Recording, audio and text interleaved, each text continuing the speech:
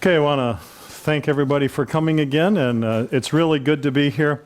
I was just thinking, looking at the pictures here of the tree method and the tremendous response I got from the emails. A lot of people wanted to be here. If all the people that could have been here were here, this place would not hold all the people. There was so many people that were, we did have 4 or 5 times as many people here. And so that's why we got Harold here, and I'm very glad that we have the opportunity to watch and demonstrate hands-on the tree planting method and learn wisdom. And so I think what we have here is some time where wisdom is being presented, and it came from God that was given to revelation and then acted on, and we just really want to pick up that as much as we can. So I'm going to discuss a little bit about some of the soil tests that is in the garden right here of Todd and Teresa's garden. I'm going to look back at a couple years of history on it. Before I do that, though, I better set my timer. So, okay, I'm mostly going to be over here working with a whiteboard here.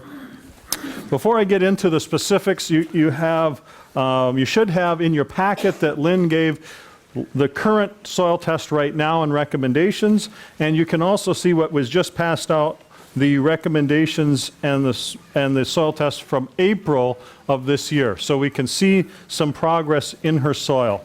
Before I get into that, though, I want to talk just a little bit about what is a plant, and some of this you may recognize from some of my emails that I sent out, but it's very important that we look at and talk about what a plant is. And we're in the business of raising plants, and so a plant in its very essence is an energy accumulator. That's what plants do. They accumulate energy, and they reformulate it. They reformulate energy according to their DNA pattern, their instruction code. And so if it's a carrot, it makes carrots, and it ultimately wants to make carrot seed. And so the key word, though, is that word energy. Okay, so what are some of the sources of energy for plants? Let's just list that out. What would you say? What are the different sources that the plants are going to get for energy? Sunlight. That's great. That's number one, probably. Another one. Water. That is going to carry minerals. Very important. Keep going. Electricity. Yep. Let's say atmosphere. We can say that. We can break that into two, actually. Atmospheric electricity. And we also have soil electricity in the soil. So we actually got two. And soil electricity. What else? CO2 is a very important form. Carbons carry energy. So CO2, carbons.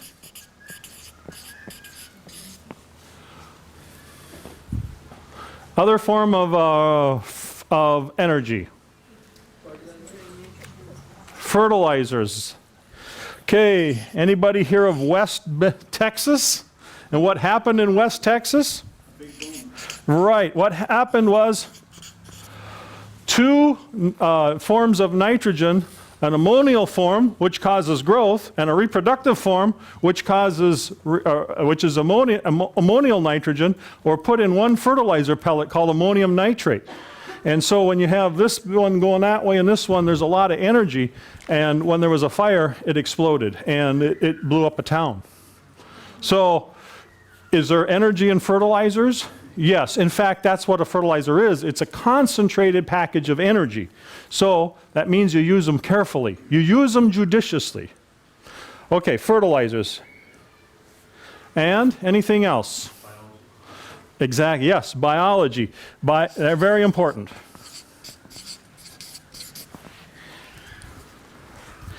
Anything else that you can think of that plants are accumulating from energy? Color? Is that what you said? Color.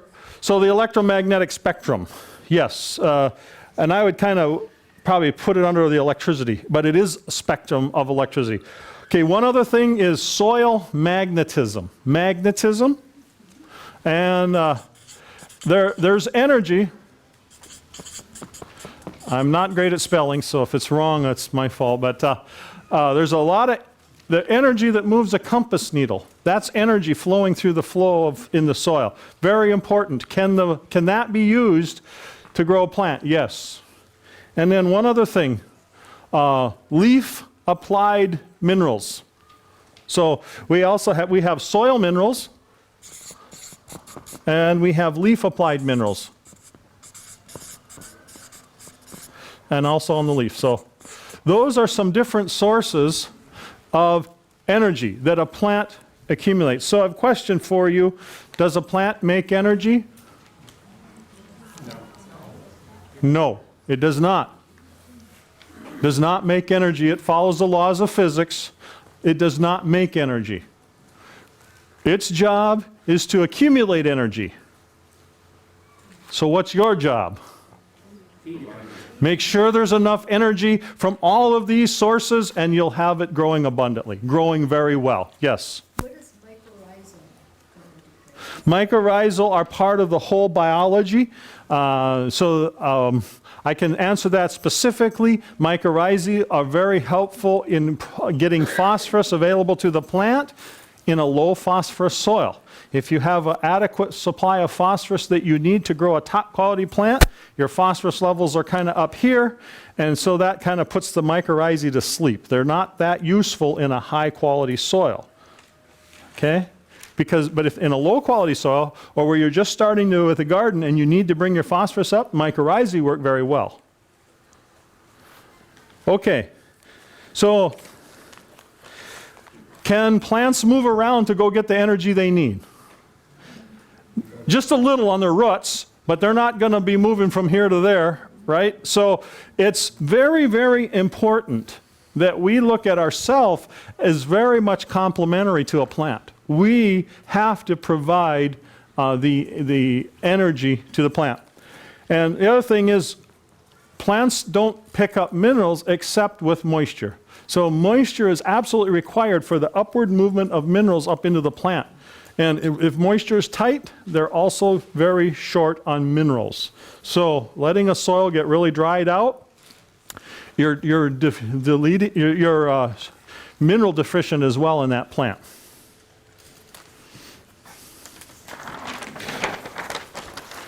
Okay, so the bottom line is we must keep the environment of the plant well energized.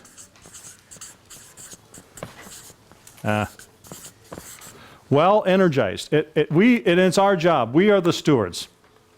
Okay, so this a little bit I want to talk about is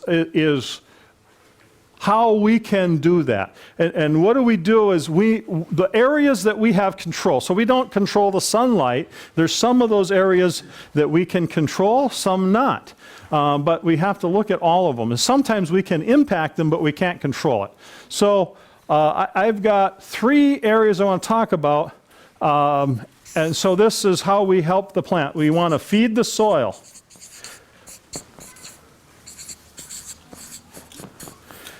Feed the plant.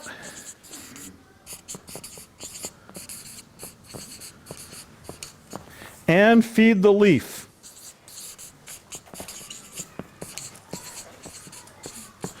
Now, if you want, you don't have to do more than feed the soil.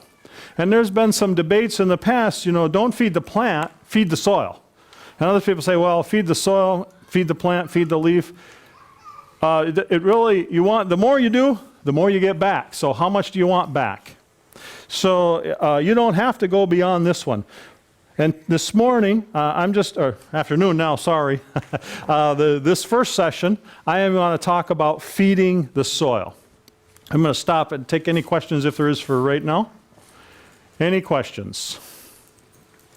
Yes? When you're Okay, the comment was he has fed the soil by putting on nutrients in the soil, and when those are up and then he foliar fed, he saw some burning of the leaf. Okay, let me define first of all, feed the soil is you look at the soil test and you bring the ratios up, and you want to work with the minerals that are available. Feed this plant is where you're actually keeping the conductivity up so that the energy, the electrical conductivity is up. So what you did is you put the energy up here, and then it burned when you applied it. Okay, a couple things. If the sodium or something like that, which may be a non-nutrient, is high, that can be an impact. So maybe there was some manure or some sodium, something that caused some sodium can add to it. If that wasn't the issue, then burning can come from applying a foliar spray wrong time of day, not too much humidity or too high of heat. Sometimes it's just a little concentrated and you actually just need to dilute it down. Another thing is make sure you're using some dextrose it moderates the heat on that. It doesn't burn as much with dextrose, and also use distilled water. Then if that doesn't work, cut down the amount of active ingredient and you'll get to the point where you can still foliar spray but not burn. Okay? Any other questions? Yes? Are you going to go into atmospheric? The question was, are you going to go into atmospheric energy? That interplays a lot with foliar feeding. So we will go into foliar feeding. And that's part of the reason why we foliar feed is we want to be able to access more atmospheric energy.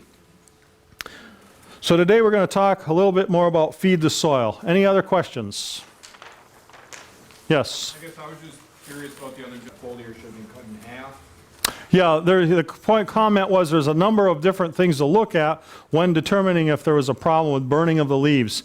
One thing you want to have is a conductivity meter, and then that'll tell you when not to add nutrients. Also tell you when to add nutrients, and I'll be covering that tomorrow, and we'll be demonstrating a little that as well. But if you over-fertilize and your conductivity goes too high in the soil, then you have salts that are too high on the roots, and then when you put salts on the leaf, even kind of dilute, it can burn. So we'll cover that again tomorrow. Okay, so I want to look at the sheets from April. So we have a garden sheet. I think we had one passed out, and then there was some recommendations. And I'm just going to go through and kind of give a little analysis on the first one. So we're looking at the main garden, and I believe that's Teresa's garden right out here is your main garden. Okay, and so looking at April, we had a decent starting point. Very good on the humus. It's mid-range or so on the phosphorus, got a little excessive potassium, and needs to work on the calcium. So needs to work on the calcium and the phosphorus, needs to avoid potassium, and then needs some trace minerals. So what we're doing with feeding the soil is we're trying to follow, there's an important rule when you feed the soil. You need to think of where's optimum. Where is optimum? So an important rule is optimize. Let's see, rule number 1. Optimize to ideal.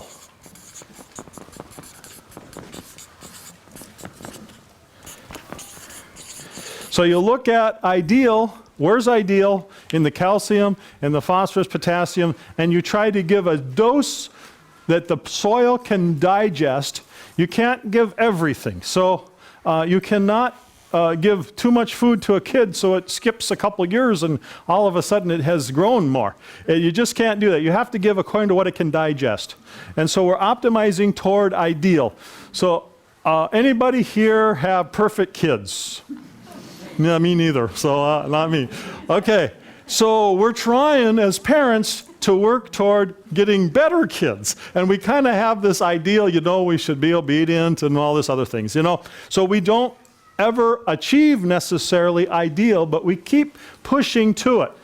And in a lot of times modern agriculture says, okay, what was taken off from the crop? This much of NPK and these trace minerals or whatever, and now put it back on. They're not referencing ideal. And so they're staying kind of where they're at in a pattern. Our goal is to change the pattern. We want soil that has adequate phosphorus and potassium and a good level of calcium so it can grow an abundance of high quality. And we do that by changing the ratio and the levels of the available minerals. So one of the things I always like to say is if you are making a cake and you cut the liquids in half, no, you cut the dry in half and you double the liquids.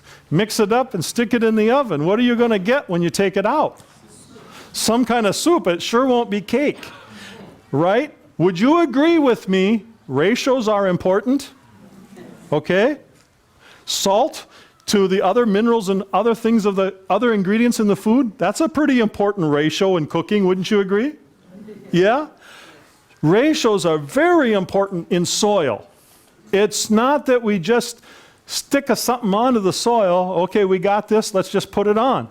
We want to create the ratios that will grow the best quality food.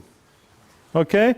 Now, each crop is a little different. So for mixed vegetables, we kind of take it down the middle. If we're growing a single specific crop, then we're okay to really idealize that soil for that crop.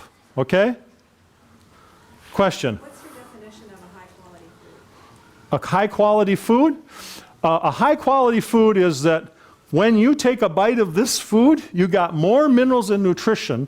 That the amount of minerals and nutrition is close to the optimum of that genetic for that package. Okay, so if you eat an apple, it should be close to the maximum genetic potential. It doesn't have to be perfect. Okay, and we want more nutrients per bite. That's my definition of nutrient-dense foods, more nutrients per bite. Okay, it's not that, okay, it's green, therefore it's nutrient-dense. That's not true. You can have low-quality kale. Okay? All right, so I'm talking more theory and I'm not talking much about this soil test here. So here's what we did. Looking at the first, in April of this year, gotta check my time here. Okay. In April of this year, we had the first recommendation, or first soil test, and we wanted to really bring up the phosphorus and the calcium. So we put it really hard. Soft rock phosphate for the phosphorus. And we added some commercial phosphate for the additional. So make sure there was plenty for the growing crop right now. Now the goal is to take that phosphate, the 1152.0, out of the program. In other words, to bring the soil level to the optimum or just a little over, but not far over, and then take the commercial out. That's the goal. Okay, then we worked on calcium by the limestone and the geocal. And we worked on specific trace minerals. And then we worked on broad spectrum trace minerals. That comes from the sea solids and the kelp meal. And there's some broad spectrum trace minerals from the geocal. So those are the main areas we want to work on, which is calcium, biology, major minerals, traces, and then broad spectrum. Broad spectrum. Okay, so by broad spectrum, I mean what are the minerals that aren't on this soil test, but they're still important. Iodine's not on this soil test. It's still important. So is a number of other elements. Okay, so we want to have broad spectrum rock powder. So again, it's calcium, biology, major minerals, trace minerals, and the broad spectrum. All of those we want to address with what I say, feed the soil, fixing the soil. And to begin with, if you notice, if you start adding it up, 40 pounds, 10 pounds, it's about 113 pounds, which is a really heavy dose of minerals for 1,000 square feet. That's a heavy dose. but we're optimizing toward ideal, and then it'll start to drop down. So now, earlier this month, we got another soil test. Okay, main garden, and that's September. Now, the pattern didn't change a lot, but the calcium went up. And here's what I notice. Soft rock phosphate is a little slow. There is quite a bit of phosphorus there, but phosphorus is a little unique in soil. If you have a very big dry sponge and you turn the sink faucet on and you just dribble it in, you're not going to have water running off that sponge until the sponge saturates. Then you'll get a runoff from that sponge. Phosphorus in the soil is a lot like that. You put some out and you don't see any results. So in this soil test, we had 119 pounds available. The previous one was 131. We went down, backwards, right? Were we going backwards? Not really. It's just a little variation. But the first year, it did not show an improvement. But the soft rock phosphate does a very amazing thing. If you ever get it wet, soft rock phosphate gets sticky. And that is helping to provide magnetism in the soil. One of the things that it holds really good is calcium. So calcium is heavy, and if it doesn't get digested by biology, calcium will just go out of the root zone and go into the subsoil. Soft rock phosphate has got a stickiness to it that holds it. It attracts it, and it holds it up, and then it gives more time for biology. So you notice the calcium went up very good. And I see that pattern a lot. The first year you don't move the phosphorus, but the calcium made a great gain. That's a big improvement in the soil. Okay? The phosphorus to potassium ratio did not move. So that ratio says there's going to be some struggle with broadleaf weeds. I don't know if Teresa can say that that's true. Oh, no, there was never a weed. Okay. I looked down at my dump down the side, and there were like 5 feet of weeds that were Okay. As that P to K ratio changes from a 0.25 to a 1, you'll notice a change in your species of weeds, and it's the kind of weeds that are easier to get rid of, like pigweed and lamb's quarter, for example. But you'll notice that it's not so thriving. And the other thing you'll notice, as the phosphorus and as the P and K ratios and levels get well, you'll see that the weeds get more insect damage, but the plants that you're growing do not. And that's always a really great thing. You feel like doing a dance around the garden when you see that happen. The weeds have got insect damage, but the regular plants don't. Okay? Okay, so then we worked on the trace minerals. The trace minerals came up some, but essentially this soil's still in the same pattern from April to September. And so she did it twice. So one of the guiding principles that I work with when I do recommendations is rule number 2. So rule number 1, you want to optimize to ideal. Rule number 2, don't apply what is excessive.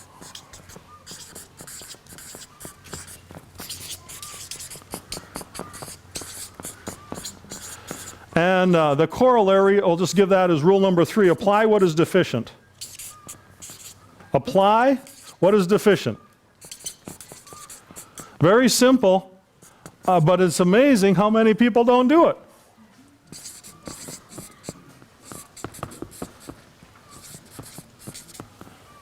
Okay? I like to say soil needs what it needs, not necessarily what you have to offer it. Okay? All right? Pretty important, very basic. Okay, and then the last thing that I work with is always apply the broad spectrum. Our organs need a lot of trace minerals. If we can get the calcium up, get the phosphorus up, that gives us healthy cells, and higher quality, that plant has enough energy then to pick up the trace minerals. They're heavy. Okay? So we need more trace minerals in our diet, and we can pick up more trace minerals, so we need to put them in the soil. So now I'd like to just stop and take questions about any kind of questions you have about the recommendations or why we did what we did. Yes? John, on your soil tests, are they the same as, say, Logan Labs or Brookside or The- these labs? You're using some of the same ratios as these guys use. The question was asked, is our soil test the same as Logan Labs or some of these other people that are doing, and we have some similar ratios. The answer is no. We are not using the same soil test. We are using a very different test. And when I speak about ratios and ideals of ratios, I am not at all saying for any other lab. I'm only saying for our lab. The difference is back in a long time ago, 100 years ago almost, Dr. Morgan started studying plant root exudates. And he found that they give off a weak acid, a kind of a carbonic type acid. So he did the same, he copied that and made what was called the universal plant extract. So he copied it, so that became the first modern day soil test. Okay? Since that time, they have modified the Morgan, and then they've added a whole bunch of new ones, the Bray, the Olson, and for phosphorus, and ammonium acetate, and a bunch of other ones. And now it's the Malic 3, and the Logan Labs is a Malic 3. And so there's a whole bunch of chemicals they put in with it. And so what has happened, after Dr. Morgan, the people that developed soil tests studied chemistry. Dr. Morgan studied plant roots. They studied chemistry. So now the soil tests that are out there now are answering the question, what's in the soil? Are they lying? No, it's there. It's truth. But we're asking a different question. What can the plant get? Very important difference. So what's biologically available to the plant? So that's why we're very different. If the ratios are there, some of the people have taken Dr. Ream's ratios. Dr. Reams worked with Dr. Morgan and promoted Dr. Morgan's tests. So it sometimes is called the Reams test, it's sometimes called the Morgan test, and sometimes it's a chemical company that manufactured it called the Lamont test. It's all the same test, but use the Morgan test because that's the guy that developed it, and that's kind of the right name for it actually. The results of the soil test will be same regardless of what method do you use?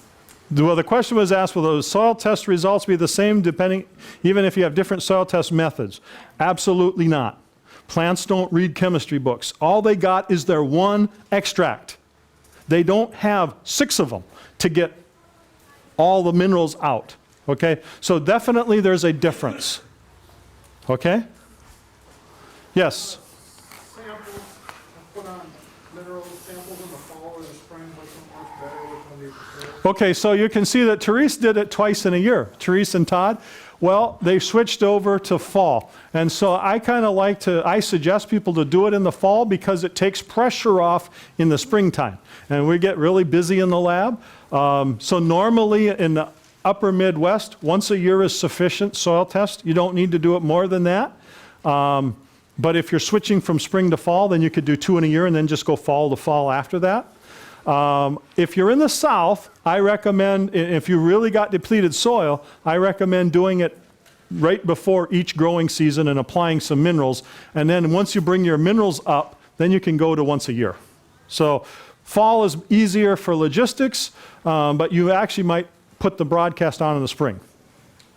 Yes? Is it practical to scientific labs? Question was asked, is it good to sustainable, or is it good to do your own soil testing like the Lamont test? You can, but the amount of need for it is only once a year really. And so you can do what you want. It sounds very self-serving, so I'm going to give you the honest answer. I think you're far better off sending it to a lab because to get it done right is going to be quite a bit of a cost, and it's not really worth setting up a lab to do that. Yes?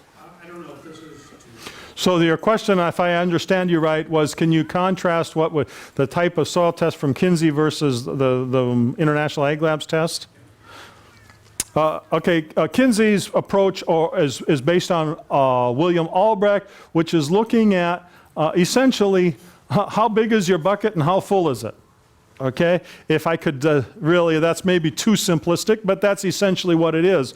And so then based on that, you put your bucket of the right amount in this ratio. And so they also work on ratios, but that calcium may or may not be available to the plant. Okay, and so there is some difference. Dr. Scow put it this way. They were contemporaries and friends. Reams and Albrecht were friends and contemporaries. They had no animosity to each other. But this is how Dr. Scow got it. Reams got bricks and Albrecht didn't. Okay, so I would say it a little more politically. Albrecht laid a great foundation. Reams took it to another level. Okay? My time is up, and I don't know how strong I need to be on time, so I'm going to stop and see what. You ready to take over, Lynn? No, go ahead and answer questions and I'll take over. Take questions. Okay. Unless I missed it, you did Okay, well, I had only half an hour, so I didn't talk much about nitrates was the comment. because I've done soil tests before, and those are the ones that are always off for me. Okay, so one of the things that you do when you look at nitrogen, take a look at April and look at how much nitrogen was there. You had 6 pounds of nitrates and you had 8 pounds of ammonia. So essentially, that soil was very, very low in nitrogen. And if you look down to the electrical conductivity at 177, which is the ergs, that's very low. That is enough energy to get a seed out of the ground and start growing a seedling. It is not enough to grow a crop anywhere close to it. Okay? So what did I do? I put down calcium nitrate and ammonium sulfate. So one's a double growth energy. Calcium nitrate is a double growth energy. Ammonium sulfate is a double reproductive. Now we're getting short in sulfates in our soil, so we need more sulfates.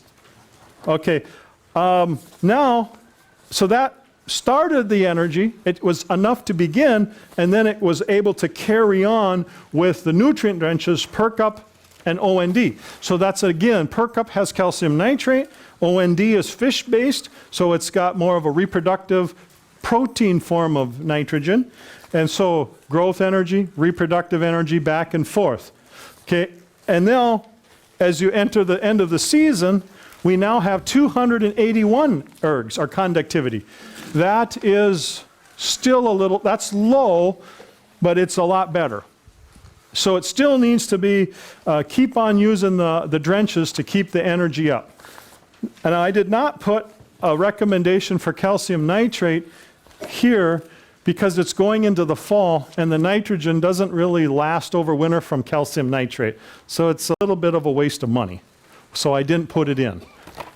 Yes? So when you do a lab test and you send it back, do you always send back your recommendation or do we just get the results? The question was, when we do a soil test, do we only get the analysis or do we always get the recommendations with it? Depends what you pay for, okay? And so if you want $25, you get this. If you go $50, you get that, okay? But you can call back and ask questions if you get these. So that's the short answer. I'll tell you that it is a kind of a comprehensive test. And if you don't feel like doing it all, that's your choice. Don't do it all. Do the broadcast. If you feel like you could do a little more, go ahead and do the transplant routine. If you want to do some more, and you ought to do the drenches because you need to keep the energy up. If you just say, I don't want to do foliar spraying, don't. Okay? But we give the ideal, and then you decide how much you want to do. But every time you do the foundational things, you set yourself up for a better return if you do it all. Okay? Question? If you're really high in things, Question was asked, if you're high in phosphorus and potassium and you don't see it going down, can you just kind of work on the ratio? The short thing is it will go down if you quit doing what you did to make it high. Okay, but it will take a little time. The potassium will kind of come down quicker, kind of like this speed, and the phosphorus is going to come down kind of like that speed. Phosphorus doesn't rise very easy, and it doesn't go down very easy. But the short answer is don't keep putting on the organics that probably caused that. And after about a year, the potassium will begin to drop. And you can see 300-400 pound drops in a year with potassium if you don't put it on. Phosphorus, maybe 100 pounds in a year. But just avoid putting any on. And that's really the short answer. Don't worry about the ratios. Well, with the phosphorus, can you try to lower that by maybe doing like a leafy green, like planting lettuce or something like that to try to help? The way you get phosphorus out is you crop it out. So anything that you can take off the garden is going to take phosphorus out. Now the reason why you don't want a high phosphorus is because an extremely high phosphorus and a high potassium interferes with the functioning of calcium. That's that ratio thing again. The ratio should be 18:1, and you can have a 1:1 with some soil tests. That does not, I can guarantee you won't get high bricks. You'll get an abundance of poor tasting vegetables. It doesn't taste good at all. So what is the optimum ratio for the The ratio for the calcium to phosphorus and calcium to potassium is somewhere around 18:1. There's a little variation between species, but roughly that's the ratio. Another couple questions, then I'm going to stop. Yes? Must be the ideal is adding inputs. Okay, the question was, can you reach ideal sustainability so it can sustain itself? Every time you take a crop off, you're taking nutrition off, nutrients off.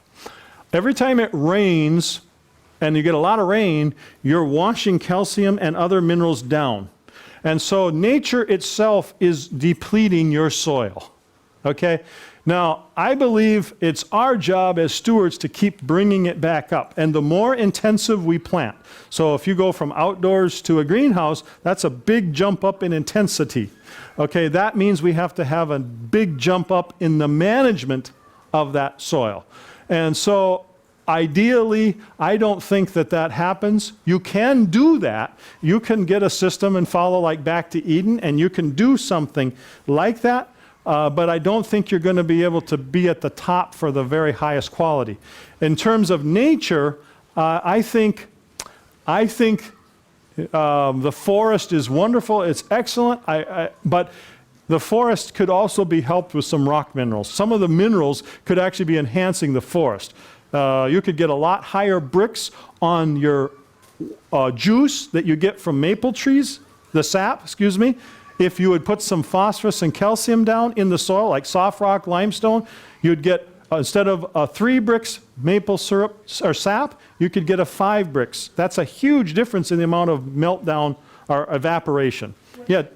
What did you say to put around the? Sprinkle some soft rock phosphate and limestone. You'll greatly enhance your yield of maple syrup. Now, you don't have to. Nature's still giving you some. And a good, nice thing. Yeah, Therese.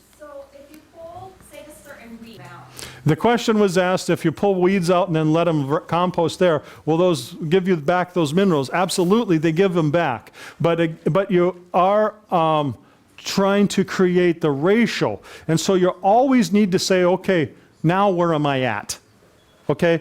And if you're not doing that, what will happen is that if you skip 2 years of soil testing and broadcast, and all of a sudden you test again, it's like, maybe vegetables aren't doing as well, let me check.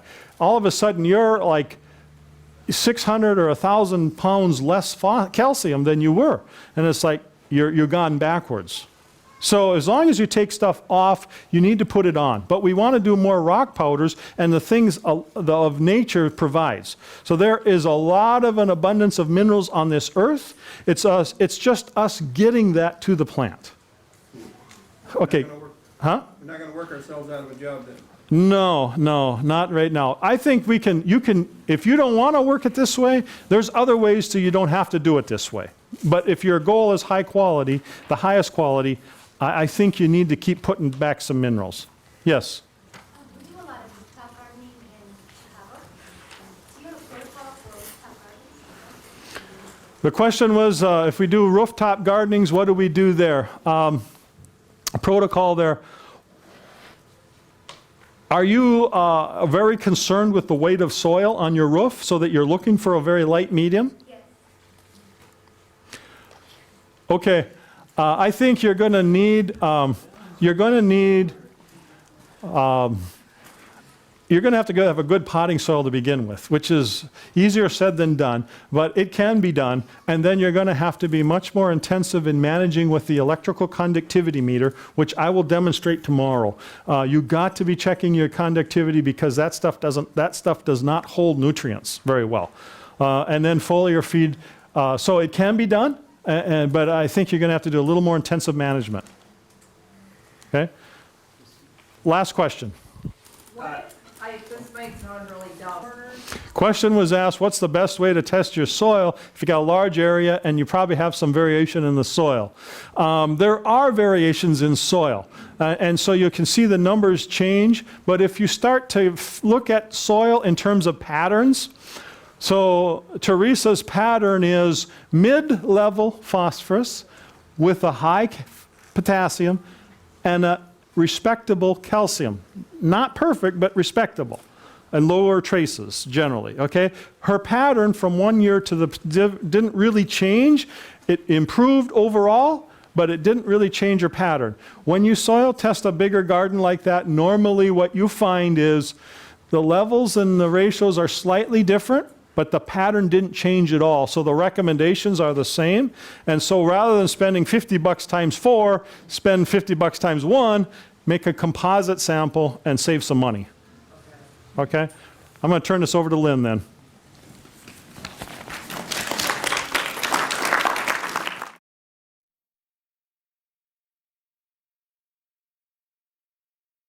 Okay, taking a soil sample. What you need is a clean bucket, okay? A clean shovel or digging instrument. That means one without rust on it. Rust is going to pollute your soil sample, so make sure it's clean. And then you need a Ziploc bag or one of these little bags that John has back here on the table there. Let's advance this. Okay, purpose, almost all soils are badly depleted and out of balance. Soil test will tell you what is needed to balance it and bring it to fertility. Okay, step one, take your shovel and scrape off an inch or so of that organic matter, the plants, the grass, whatever's growing there, and then go down at least 6 inches, and you want to put at least 3 of those into your soil. Elizabeth? Oh, okay. All right. Okay. I'll often take 4 samples depending on the size of the garden there. And if you have a significant difference, sometimes we do, sometimes it makes sense to take 2 soil tests and to pay the difference for it. Often out in California, where we have a lot of hills and valleys and whatever, we live in the mountains, and I'll find a significant difference on the soil, on the hill, and in the meadow down close to the creek there. Okay, an easy way to do this is to put a brand new clean plastic bag in your bucket, and then your soil sample will be clean. Okay, we want different spots in the garden. I laid this stuff out onto a picnic table, again on a brand new clean plastic bag. I mix it up. By the time you're through taking several soil samples, you'll probably have a gallon or more of material. Mix it all up so you've got a good representation of what we've got. And then you're going to need about a quart. Now, a quart Ziploc bag is about the perfect size, so if you put it in that, if you go to the post office and get the smallest flat rate box they have, it'll cost you just under $6 to send that in. So for most of you, if you will get the standard test plus the boron, that'll cost you an extra $10, so that'll be $60 to International Ag Lab. And yes, and then let me have that.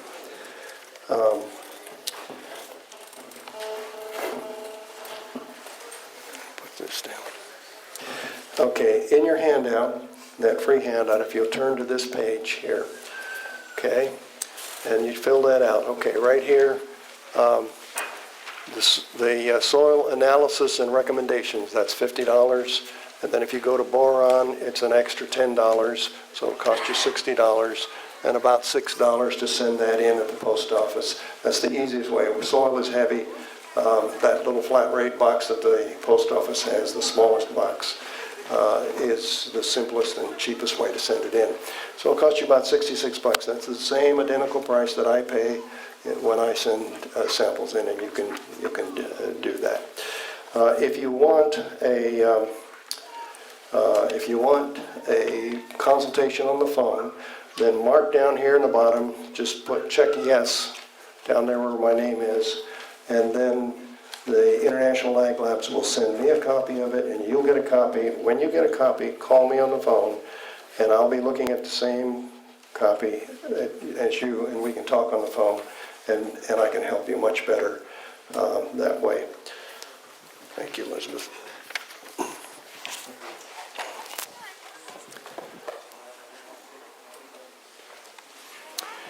Okay, then if you order the fertilizers, and they come in boxes like this, and I take half of what I'm going to spread in a particular area, and I try to spread that evenly. It will not be spread evenly. Now these materials come from powders, rock powders, to heavier powders, to sandy-like materials, to little pellets. They come in all different sizes, and you can't put it in a fertilizer spreader and get an even spread on it. So you're going to have to spread it by hand. There isn't anything in there that's going to hurt you. I wouldn't eat it any more than I'd go out and eat my soil. But it won't hurt you, so you can just spread it by hand, and you'll have a line here and a line there and so forth, but you'll have half of what of the fertilizer left, and then you can go back and fill it in, and then when you rototill it in or dig it in, it'll be just fine. It'll be just good. Here, mid-layer gardening method. This is the simplest method of gardening with consistent results as far as the size and the pounds that you're going to get from that garden, or the tons per acre there. However, this is a system that is basically a chemical fertilizer. Now, Mittleider went way ahead of our standard farming methods here. Let me stop and ask something here. I want to know from you, from a show of hands, does anybody follow the Mittleider method? Has any of you used this in the past? Nobody here? How about, how many are familiar with Dr. Kerry Ream's work, what he's doing? Just about everybody. Okay. And how many here are familiar with the Weston Price Foundation and what Dr. Price did there? Okay, that's great. That's great. How many are familiar with the work that Ellen White did? Okay. Ellen White, anybody else? Okay, thank you. Thank you. That tells me I may have to stop and explain some of this there. Okay, so Mittleider, we get good pounds per row or per garden. We use his watering system. We use his methods for making the dikes and keeping the fertilizer where we want it, and that helps to eliminate weeds there. Now the results, we get beautiful, perfectly formed produce, abundant growth. The bricks, or the nutrition, is not good. When Dr. Mittleider first came out with a book years and years ago, big thick college textbook called Food for Everyone, I got a copy and started experimenting in my backyard with it. This was in Sacramento, California. And I'd bring in this beautiful produce to my wife, Elizabeth, and she'd say, "Lynn, this is beautiful produce, but it doesn't taste good." Now, if you're using that type of method and you want better tasting produce, you can combine it with International Ag Labs soil tests and balancing it. And then if you use Ellen White's deep digging method, and diluted ocean water, you'll find that you'll get some better tasting produce. You're better off, I do not use the lighter method anymore. That's feeding the plant and not the soil.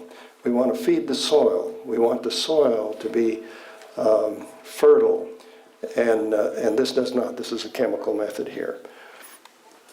Okay, high bricks, International Ag Labs. What is bricks? Bricks is a term invented by Dr. Carrie Reams. There was a German doctor, Dr. Bricks, who discovered some things, and so anyway, Carrie Reams named this the bricks system.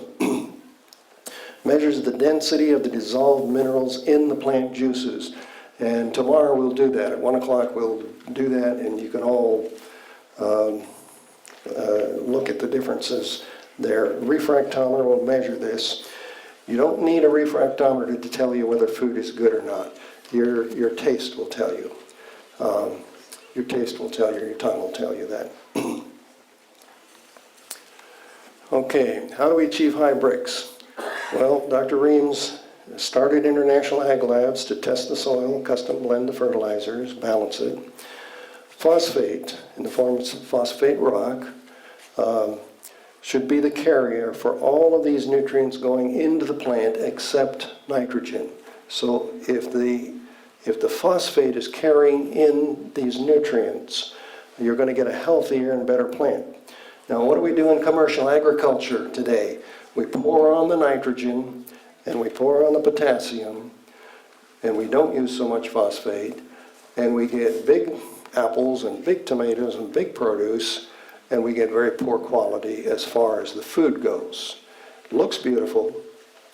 You grow a lot of stuff, but the value is not there as far as the food. Okay, results of the hybrid gardening: food that tastes wonderful.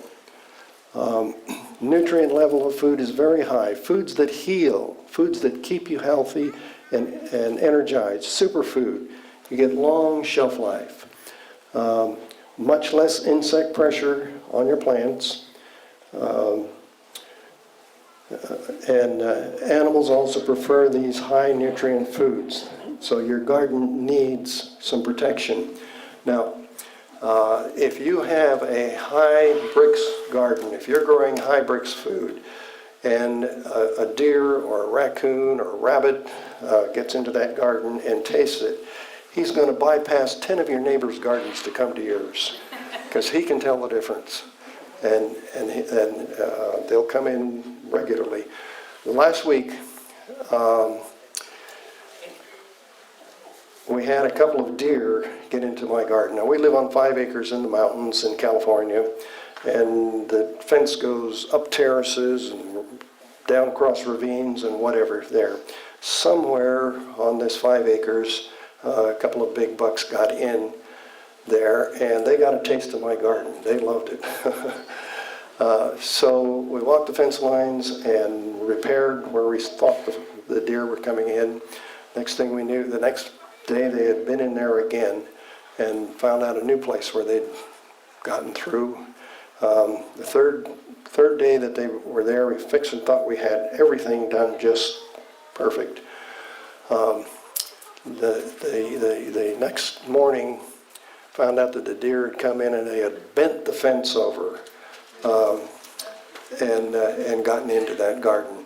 So I don't know if they're back there having a good time right now, but maybe my daughter and son-in-law who live on the same property, maybe they're taking care of it there.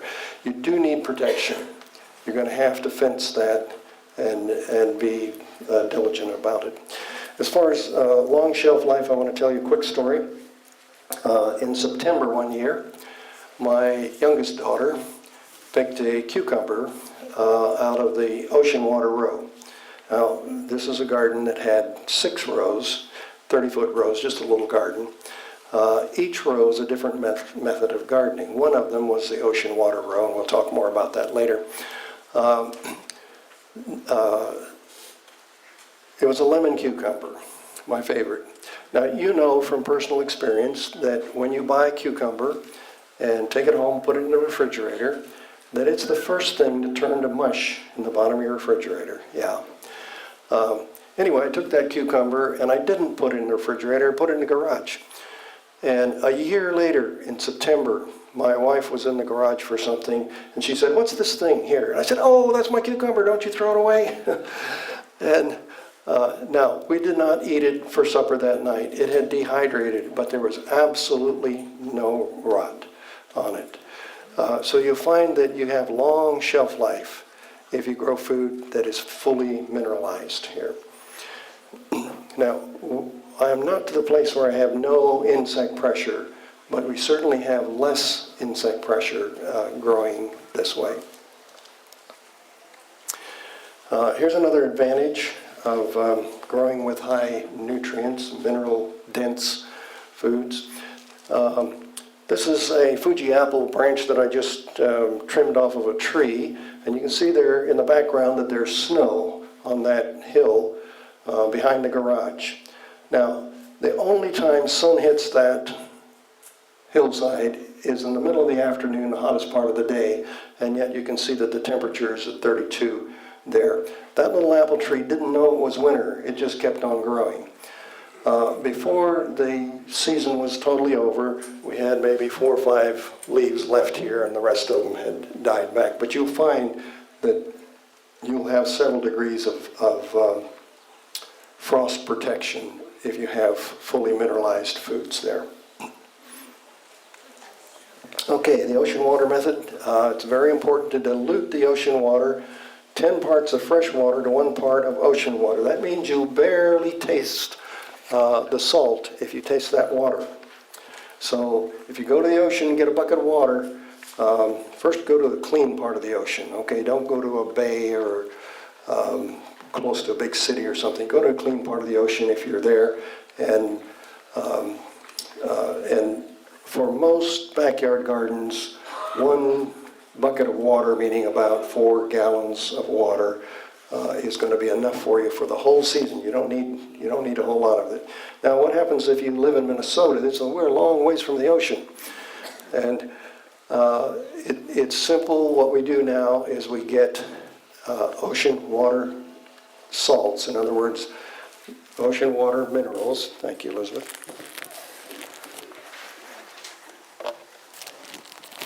Here's a sample. You guys can taste this at lunch this afternoon. And you notice it's kind of a dirty blonde gray color. You can go to the grocery store and get pure sea salt, and it's pure white, and it's been purified, and it's pure poison. What they do is to take out the minerals, all of these 92 different minerals that are in ocean water. They take out all those minerals that we want in our garden, the trace minerals and some of the major minerals too, and they leave us with the sodium chloride. And then to that, they add aluminum, and that's so that it will pour out of your salt shaker.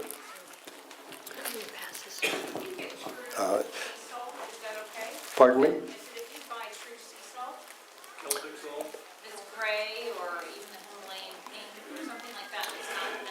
Let me explain a little bit more about how this works, and I'll answer that question for you. Okay, the question is, can we use the Himalayan pink salt, or there's some that comes out of Utah and other salt deposits? What happens is when a river washes extra minerals into the ocean,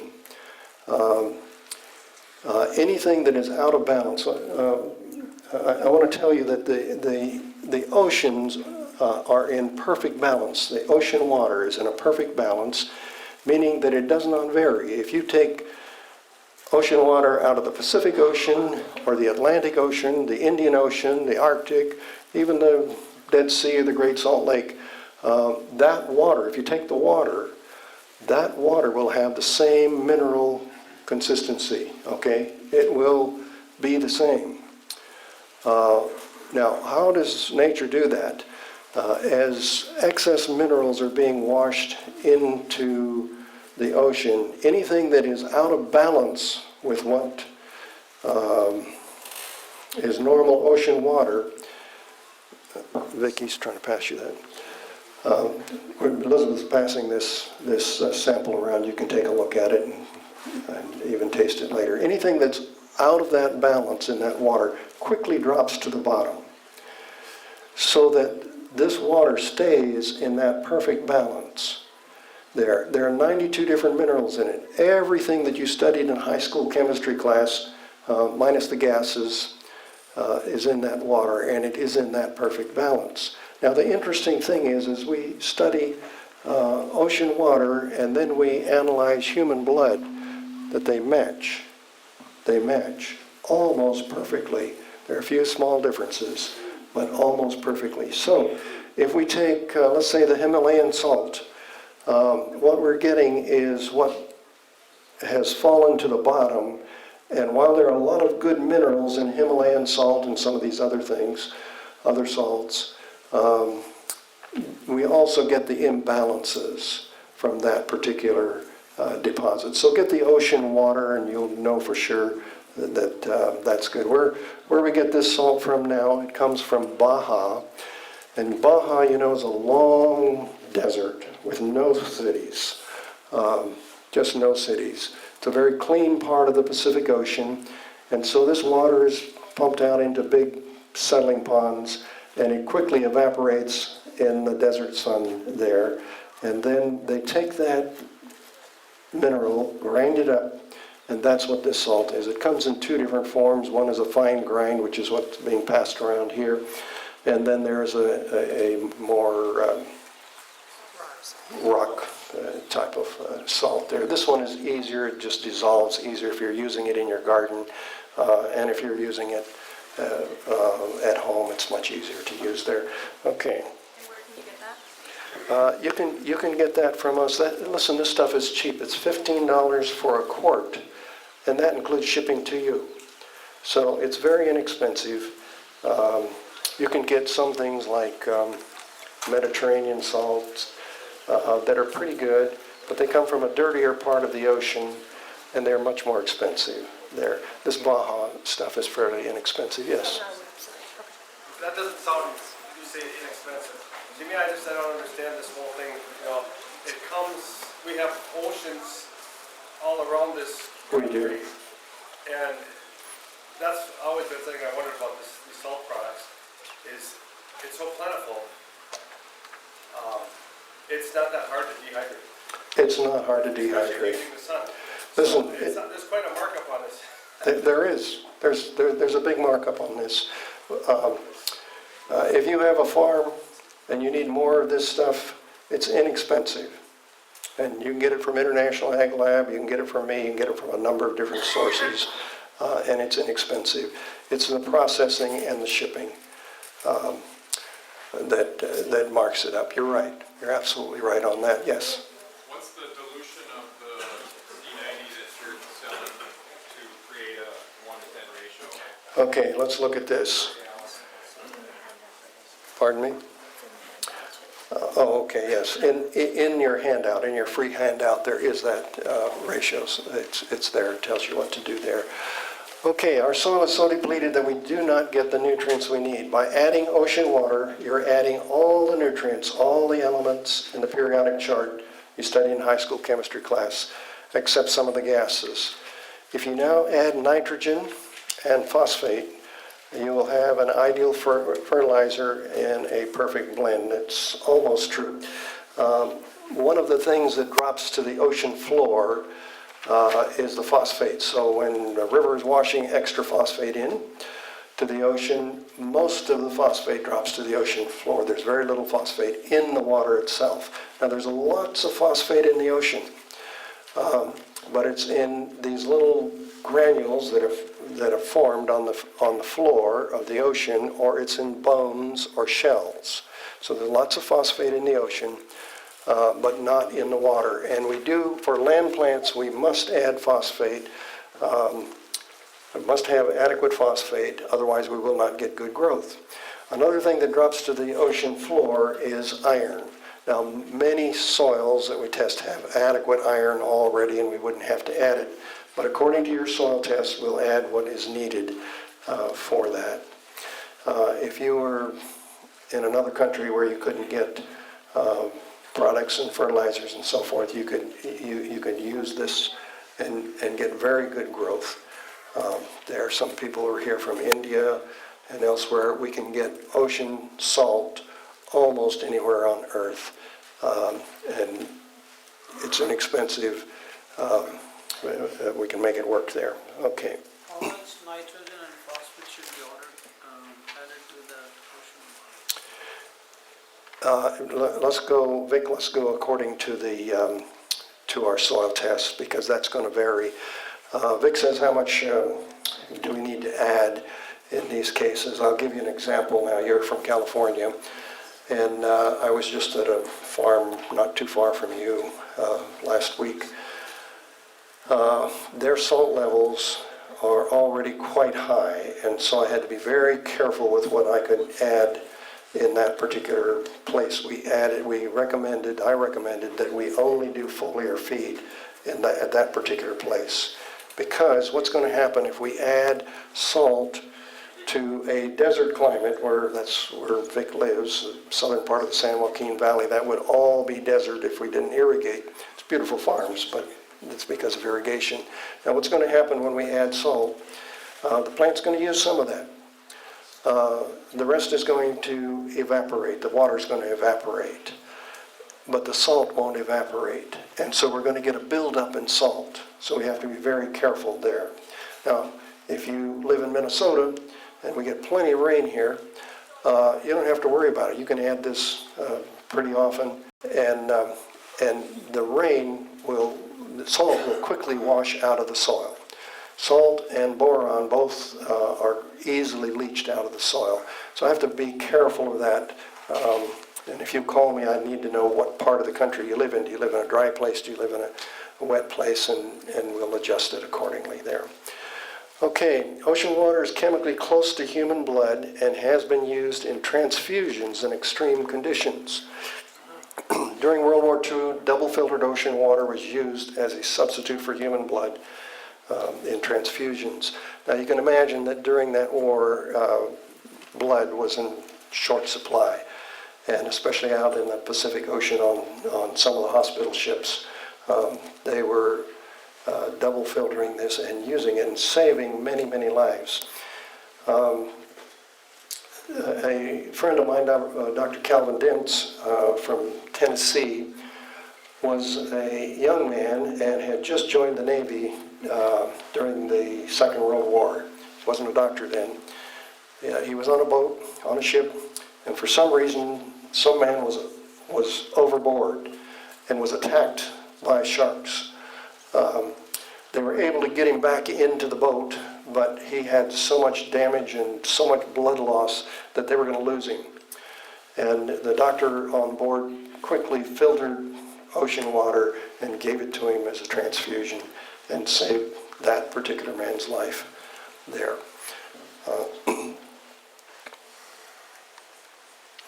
Results of the ocean water: long shelf life. Food grown this way does not seem to rot. It may dry out, but it doesn't seem to spoil. The Perks reading is not necessarily higher, but the taste is excellent. Ocean water makes carrots sweet and crisp, tomatoes with excellent, good flavor, healing properties, there are curative effects there. You see, because in our blood we have all of these micronutrients, some of them in very, very small amounts, but they're there for a purpose.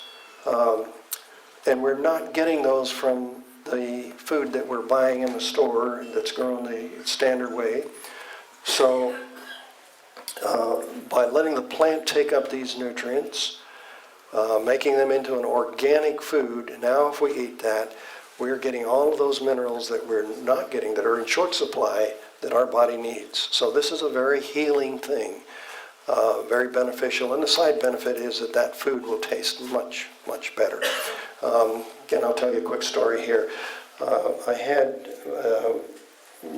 mentioned this garden with 6 rows, and that was a little teaching garden for me in Placerville, California. Well, I had my granddaughter come to this garden. She liked to go there, and she had a little friend. I think they were 7, 8, 9 years old, someplace in there. And she didn't want to hear Grandpa talk. She would go play in the garden with her friend. And so these little girls would go through and they would taste things in every row as they went through. Now, in that garden, if I planted something in one row, I planted it in every row, the same day, the same seed, the same plant, whatever it is, so we'd have a comparison from one row to another. And we had just a short section of carrots planted, maybe 3 feet of carrots there. Well, these little girls started at the upper end of the garden and started tasting carrots, and you know, carrots have to get pretty mature and they need some cold weather to sweeten up there. So they tasted the carrots and they were no good, they spit them out. They came to the ocean water row and they stopped. They stayed right there and they were eating carrots, and I was worried that there wouldn't be any carrots left for the other people in the class. So I went up to her and said, "Do you suppose you could eat some carrots in some of the other rows?" She said, "Oh no, Poppy, they don't taste good."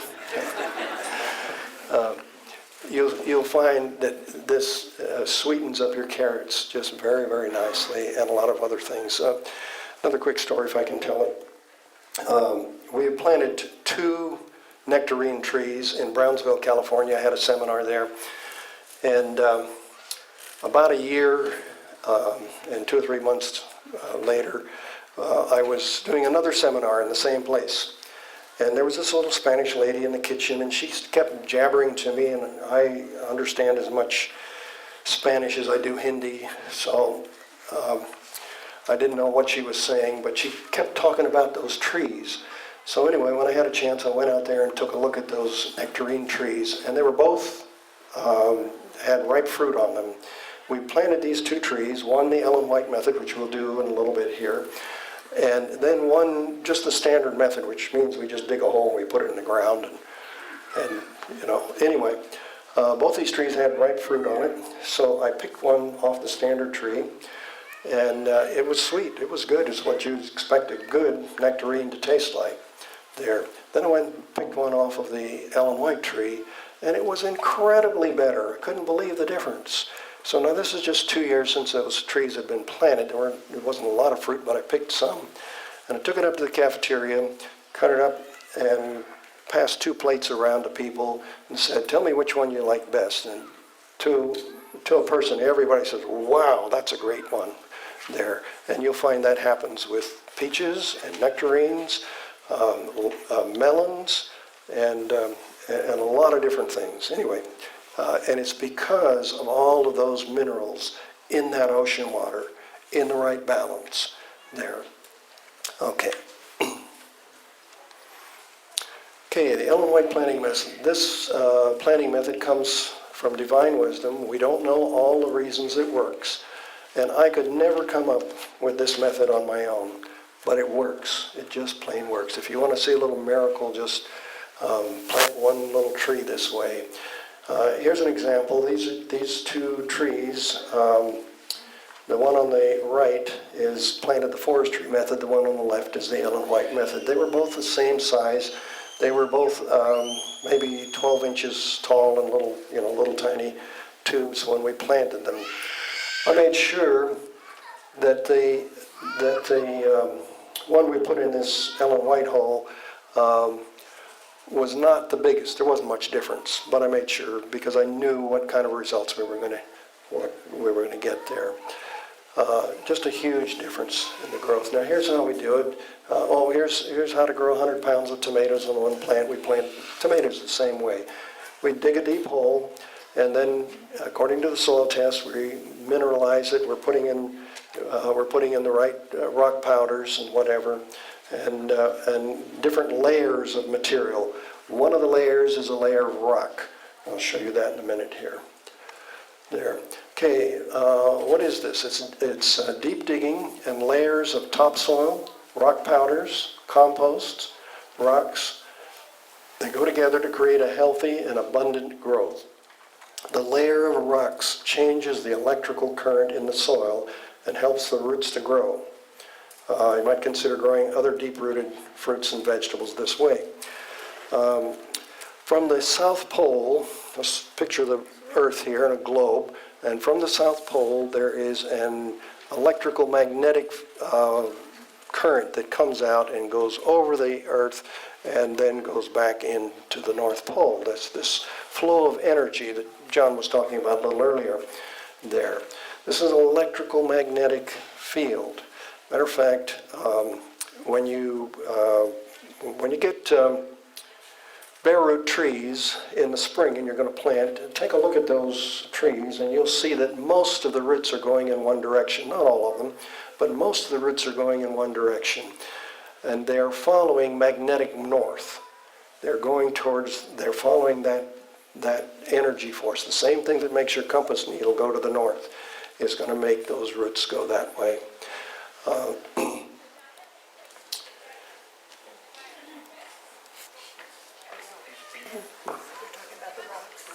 Oh, I was talking about the rocks. Thank you, Elizabeth. So what does this layer of rock do? It changes somehow or other that electrical magnetic field in that hole. We can actually measure it. It's a slight change, but we can actually measure that change. And it helps that tree or that plant to grow better. It's an interesting thing there. And I never could have come up with that on my own. It just works. So the results of the Ellen White method: healthy, large growth, abundance with high breaks. It's best combined with a weekly feeding of some ocean water. Now, if we do this weekly, we need to change those percentages or that formula in your handout, because that's for a monthly feeding there. Okay, and we can take out the mitt lighter. We don't do that anymore, but we do use the International Ag Labs. We want to test the soil. We want to put the right things back in there. Okay, 100 kilometers from any power lines, way out in the desert area. There's a Swedish company, and they're working on a grant, and they go out there and they're digging long trenches, and they're filling them this way, the Ellen White planting method. They're not growing anything. They put a wire in the top layer, and they put a wire in the bottom, and they bring them together, and now they have enough current, enough electrical current to run LED lights. So this village, way out in the middle of nowhere, now has electrical lights all night long. Not only that, but now they can recharge their cell phone batteries, and they can recharge their laptops. So a village that for thousands of years has been isolated from the rest of the world, all of a sudden can be connected to the rest of the world. It's an interesting thing there. Okay, Ellen White planting versus the forestry method. Okay, May 2004, 6 sequoia trees. They're the trees that eventually get to be giants, the giant redwoods there. 6 of them were planted, they were the same size, planted at the same time, at the same place. 5 were planted the forestry department method, and 1 the Ellen White method. And let's see, this is at 3.5 years. Well, that's just one of them, and this is at 3.5 years. So you can see the tremendous difference in growth. Now, to be fair about it, the forestry method, the forestry is planting thousands and thousands of acres of trees. Incidentally, we have a fire that has blackened about 80,000 acres in my county alone. Now the fire is still burning there. So there's a big black spot on my county that's going to be there for a long time. But they go back and they reforest these areas, and they have a tool that they put in the ground that they step on and open up a hole in the ground. They drop a seedling in there and pull this out and step on it, and so they can plant many, many trees there. That's the forestry method, where this Ellen White method is just giving that tree everything that it needs, including these different layers there. Now, if you let's see, let's go on here. Okay, you can tell which tree is the Ellen White tree and which one is not. There, this is at 5 years of growth. The little one has grown a little bit taller, but not great yet. Tremendous difference in growth in these. There's 5 years, and it's 6 years. And if you go there today, well, look at the difference in the trunk size there. Okay, if you go there today, trying to find the little one there. There it is, that one on the right. That one did not make it. We've had a pretty severe drought in California for the last few years. The first year, I watered all of those trees because they're at a lower elevation than they grow naturally, so they get less water at the lower elevation. So I watered them all the first year. After that, they're pretty much on their own. And that little tree on the right did not make it last year in the drought. It died there. Okay, I want to go back here to...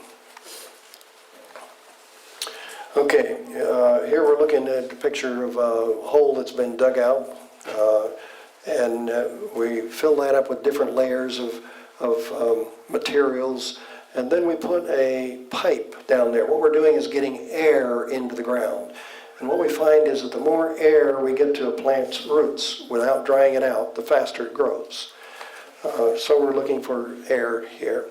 Here we are, we're mixing the different materials that are going to go into that hole. Then there's a layer of rock.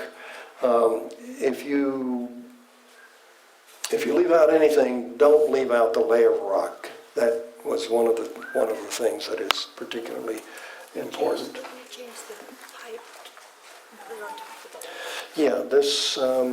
Elizabeth's reminding because of what we found out recently, we've changed that air pipe. So we used to put it in the bottom of the hole. We put it now on top of the layer of rock.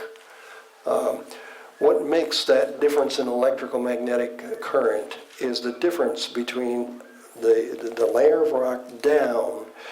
We want that soil to be anaerobic, growing without oxygen. Everything from the layer of rock up, we want to be aerobic.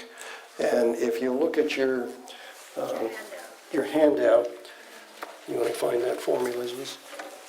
If you look at that handout, you'll see that it's corrected there so that we have that that pipe. Now, if you don't have that pipe, sometimes I'll take the pot that the plant came in and turn it upside down if it's strong enough that it won't collapse under the weight there. Any question? Does it matter what kind of rock? What rock? It's a good question. Does it matter what kind of rock?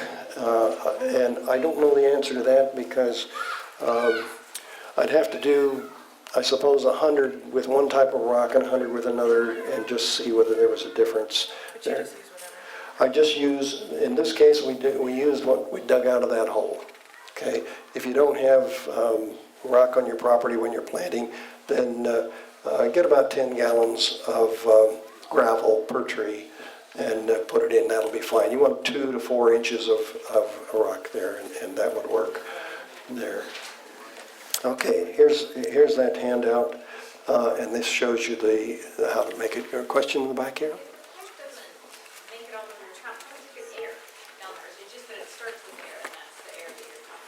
Okay, the question is, since we've got this pipe down there, how do we get air down there? Well, we're just putting anything down there with air. Now, there'll be more carbon dioxide with this air over a period of time than the air on the surface. It'll still work.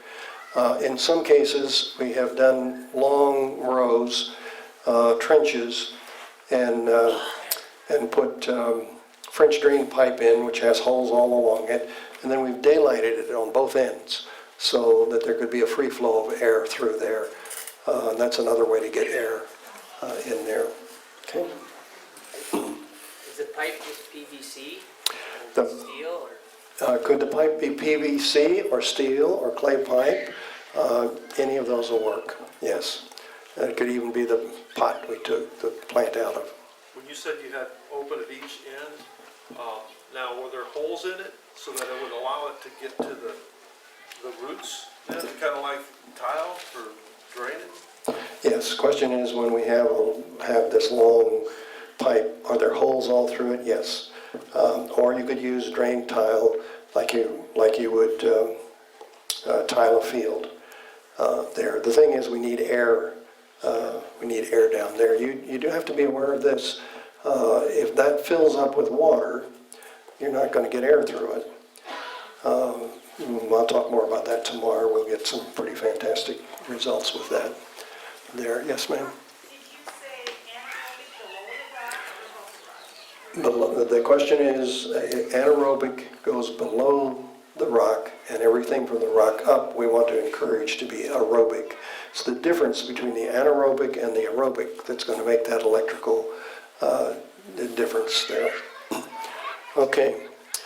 If you're in an area where you have gophers, anybody have gophers in here? You have gophers? Lots. Lots of them. Are you in Minnesota? Okay. Well, we'll talk about that later. Okay, if you have gophers, you have to protect these things because the gophers love the roots of fruit trees. You don't grow figs here, but I've had fairly large fig trees killed because of gophers. They just love that. So what do? Most gophers operate in the top 16, 18 inches of ground. So if you will take gopher wire, hardware cloth here, anything that is a ½ inch or smaller, and I like this 1/4 inch better, but anything that is ½ inch and smaller, and wrap it around that tree while we're planting it. Now, make that wire go down in the hole deep enough that the gopher isn't going to go underneath it. Now, a gopher can easily go 3 feet, 4 feet down in the ground. They do. They make their nests that far. But the gopher is traveling around the ground fairly close to the surface because that's where he finds roots to eat. And also you'll notice that gophers, you know if you've got gophers because every now and then you've got a gopher hill. They're throwing this soil up on the top. And so the gopher, if he's deep in the ground, he's got a lot more work to take that soil to the top. He's within a few inches of the surface, 10 inches usually for most of his work. So if you've got this down 16, 18 inches, you're pretty safe there. Now, if you've got gophers, we found that it's a whole lot easier to make this, cut that wire off at about 10 feet, maybe 9.5 feet, and wrap it around. And it's a whole lot easier to plant that tree than this little hole here, or little circle that I have here. So put that in the ground, pardon me, put that in the ground while you're planting and eliminate the gophers there. And, now, you do need about 6 inches of this on top of the ground because that gopher, as he's traveling, this is the top of the ground, and he's traveling through here, he hits your gopher fence, he's going to come up. That's his habit. He won't go down, he'll come up. When he comes to the top, comes to the ground, if that's the top of your gopher fence too, he'll just walk across, and now you got him trapped inside your garden. So make about 6 inches, 4 to 6 inches, and he will not climb that. He's a ground animal, and he knows that he's dinner for an owl or a fox or a skunk or something if he starts climbing, so he won't climb there. Okay. Here's another thing that you need to protect from. In this particular garden, this was in Northern California, the guy had not put his deer fence up yet, and we were just planting these little fruit trees. So we had to put a temporary deer fence around. If you do that, you need to anchor that fencing so that it won't move. Otherwise, the deer will come up and he'll just push that fence over and he'll eat your tree anyway. And he can actually kill that tree pretty fast when it's that small. We had a case this spring where a man had a whole flock of goats in a neighboring field, and they got down and got into an orchard with hundreds of fruit trees. These trees were maybe 10 to 15 years old, and they just killed many, many trees. The goats got in and just ate the trees up, ate the bark up there. Now, deer will do the same thing. Deer's real close to a goat there, so you've got to have protection for it there. Okay, here's just one of our gardens in Placerville, California. Now, in this particular garden, we had 0 money for a budget. So in the garden class, I just said to people, here's a list of things that we need in the garden, and if anybody wants to sign up for it, they can. And I had different kinds of melons, and even the poorest people in the class would sign up for some seeds or something. And an unexpected result was that people took ownership of that. One man said, hey, I'll bring melons. I said, okay. So he got a bunch of different melon plants, and it took good care of them in the garden. And this particular watermelon, when it was ripe, we picked it and cut it open on the picnic table there in the garden. And it was bright yellow. And surprised us all, but he had bought a yellow watermelon, and it was absolutely delicious there.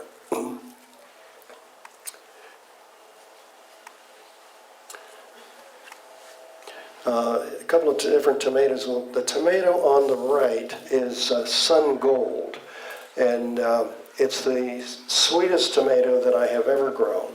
So if you have a chance to get that, you can in most nurseries. It's called Sun Gold. It's a cherry tomato, and very, very sweet, very, very good tomato there. The one on the left is Early Girl, and it's a smaller tomato, maybe about the size of a tennis ball or so. And again, good flavor there. There's a little lady that has come to our garden class for 10 years, just faithfully. She just loves this garden class. Her name is Sobeda Carry On, and she came to me one year and had this pathetic little plant in a styrofoam cup. And she said, oh, Lynn, she said, I grew this and I saved the seed. This is a kabocha squash, and I saved the seed because it's my favorite squash, and I want to plant it in the garden. Well, I didn't say this to her out loud, but I thought it just very strongly in my mind. So Beta, you shouldn't have done that. Squash crosses, and that little skinny plant that you just gave me may have crossed with a cucumber or a zucchini or a yellow squash or something else, and we get something that we just didn't want there. But she was so proud of that skinny little ugly plant that we planted it. And I took transplant formula, which we'll demonstrate tomorrow, and we planted that thing right in the garden, gave it the right minerals. We'd already broadcast the fertilizers for that garden. That plant took over the lower part of the garden and just grew wonderfully well. There. Okay, anybody know what that is? Armenian cucumber. It's actually a melon, but it's a favorite of a lot of people. We had so many of those we couldn't give them away. And kohlrabi.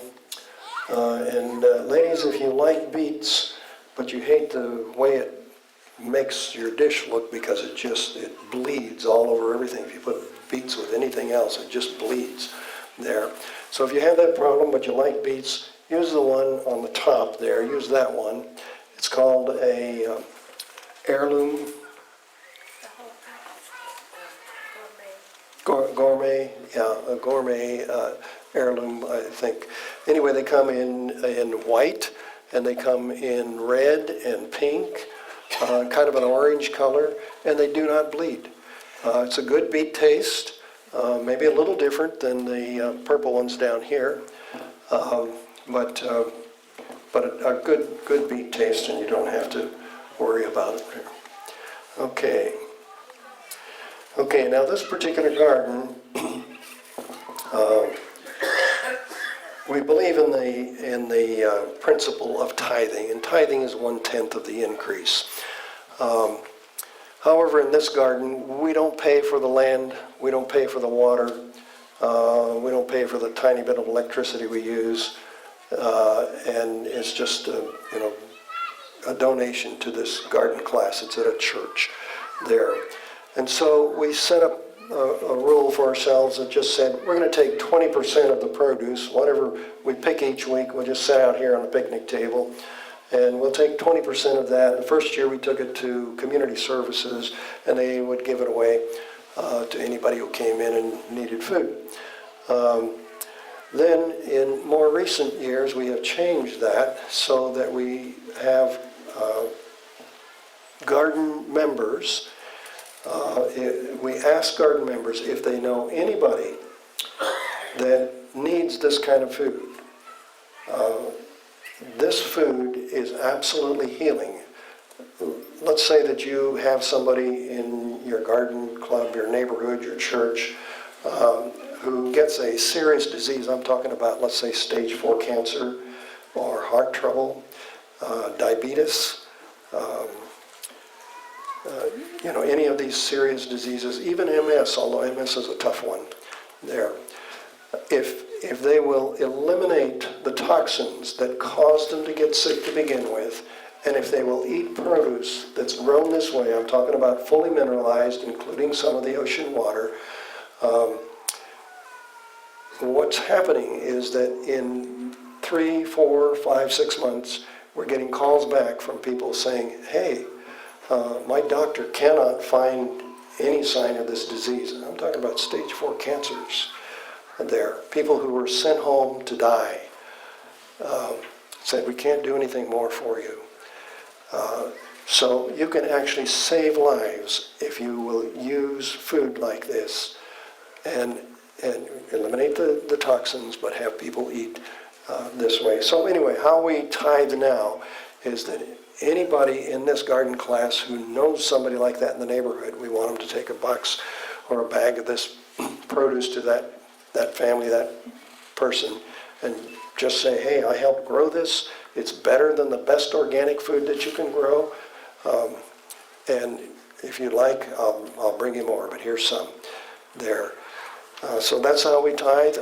Last week, this little lady, Sobeda, that grew that squash I talked about, she came to me and she said, Lynn, I have a neighbor, a lady that I just met because of physical abuse. She and her husband are getting divorced. They've got little kids, and she just moved here, and she's desperate. She's very poor. And so, of course, we said, take a big box of produce to her, whatever she can do, and we'll take that to them regularly. So anyway, that's the way we tithe with this now, and it has been a good thing for us there. Okay, question? Yeah, like I already planted some fruit trees like a couple years ago, but I didn't know about this method, so how could I potentially incorporate some of the Ellen method with my fruit trees that I currently planted? Okay, that's a good question, and it is. These trees are already planted a few years ago. How do we get some of the benefits of this? Well, obviously don't dig the tree up. That would be too much of a shock for the tree. Any trees from now on, if you plant them this way, will get great results. One thing we do is we have a tree planting kit, and we'll demonstrate that this afternoon.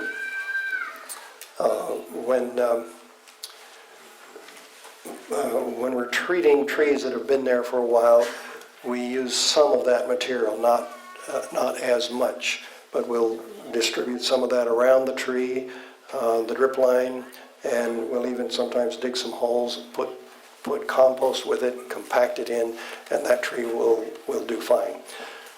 Another thing you can do for existing trees is to put a mulch. My first preference for a mulch would be an alfalfa mulch, which is non-GMO. Make sure it's non-GMO, okay? We're getting genetically modified alfalfa now, so avoid anything that has genetically modified material in it. It causes all kinds of problems there. If you don't have alfalfa mulch, then use whatever's available. Leaves, straw, whatever, but get a good mulch around that tree. Put the minerals on the ground first, and then put the mulch on top. Keep that mulch away from the trunk of the tree by a good distance, a foot or two away from the tree there, and you'll do just fine with it there. Okay, if there are questions, we'll take it. Yes. What rate of the ocean water do you use per 1,000 square feet that's diluted 10 to 1? Okay, good question. What rate of ocean water do we use in the garden?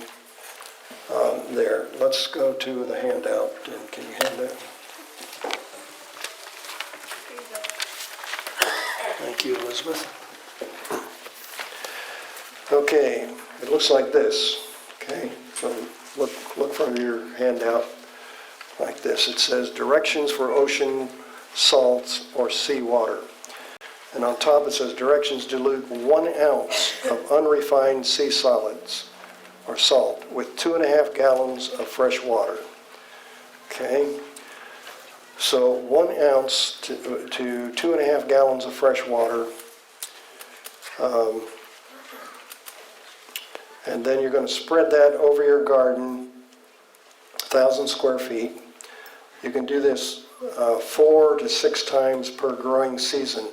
Now, that's not very much. That's an ounce that you're going to put over 1,000 square feet. You're not going to do that very often, okay? In wet weather like this, we could easily do that once a month with no problem here. Now, that's in addition to, let's go back to our recommendations here.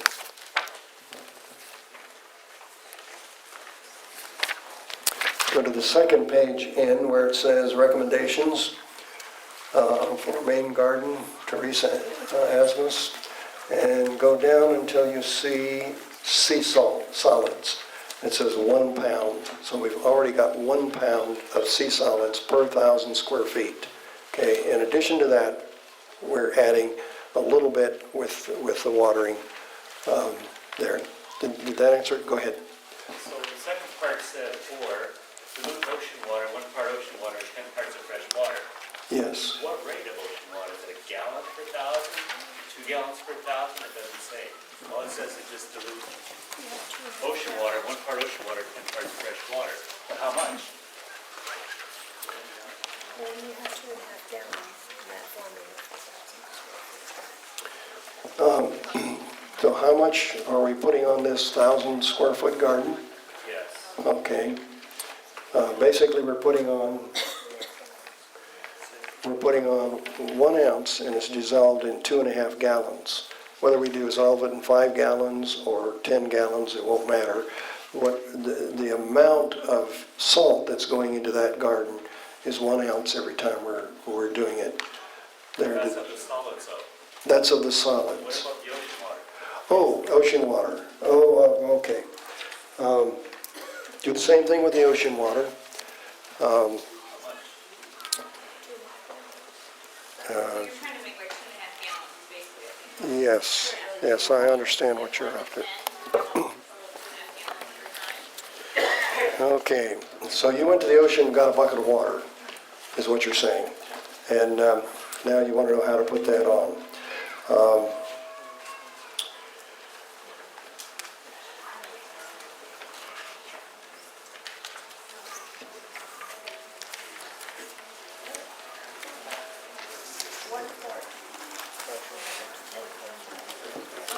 Yeah, if you put on 1 quart of ocean water, the regular ocean water, take 1 quart of ocean water and dilute that with 10 parts of fresh water. 1 quart of ocean water would do that. You'd be just fine with that. Yes, okay. Yes, sir. Have you tried the white method in any type of container gardening? Yes, good question. Have we tried the white method in any type of container gardening? Yes, and it even works with radishes. In one case, I saw radishes grown in, I think they were 2 5-gallon containers. Everything was identical except that the one had the layer of rock in there, and otherwise the fertilizer was the same, the seed was the same, planted the same day, and there was a significant difference with the white method. So yes, try it in containers too. I'm not a big fan of growing in containers because of the depth that roots go to. Do we have that in here? So look in your handout for a page that has a graph with a bunch of roots on the top of it. there. Here's what it looks like, okay? Look for that page. Okay? Now you'll see that on the left there, we have numbers from 0 to 10. Each one of those represents 1 foot of depth in the garden. And people are often shocked to see that a tomato root can easily go to 10 feet deep. And some of you farmers in this area know that the field corn anyway can go as deep also. Maybe if you're tiling a field or something, you see those roots going down that deep. Even our shallow-rooted things like beets, lettuce, and onions go a foot deep. Usually when we rototill, we're only about 8 to 9 inches deep there.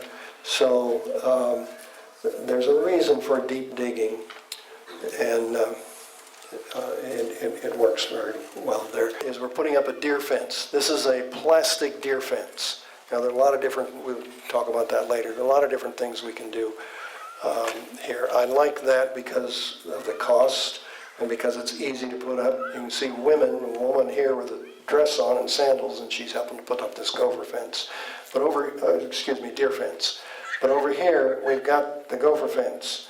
Now you take a trencher and you run that trencher around the garden, and then you stand the gopher fence straight up and down in that. And remember, we need a few inches above the ground so that as a gopher comes through and hits that gopher fence, he won't climb it there. But you've got to have that. Now, there's a good chance that by the time we go all the way around that garden, we trapped a gopher or two in the garden. So we've got to be very aggressive to get rid of them, to make sure they're out of there. Because, listen, gophers, when they're 6 weeks old, can breed. And when they have babies, they're going to have 3 to 6 in a litter, and you do the math, and they breed all year round.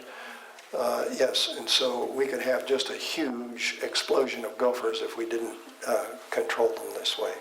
It's very important. Yes, ma'am? As you were talking about... Good question. Do we use this method for gardens as well as other things? We have done this with some gardens, but that's an awful lot of work for a garden. And so most of my garden is not that method there. Okay. Remind me of your name again. Dan. Okay, Dan's got a good question.